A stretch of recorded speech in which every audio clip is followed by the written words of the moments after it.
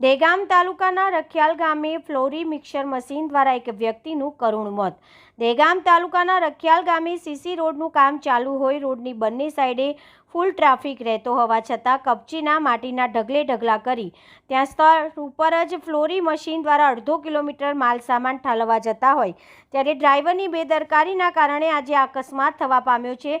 Florea mixer machine ચાલકની બેદરકારીના કારણે પટેલ રમેશભાઈ નાથુભાઈ પર ફરી વળતા ઘટના સ્થળે મોત થયું હતું, જ્યારે તેમની બાજુમાં એક ભાઈ સાઈડમાં કૂદી પડતા તેઓનો આબાદ બચાવ થવા પામ્યો હતો. ઘટના સ્થળે લોકોના ટોળે ટોળા ઉમટી પડ્યા છે. ફ્લોરી મિક્સર મશીનનું રૂપ લઈને તરાપ મારવા તૈયાર ઊભું છે.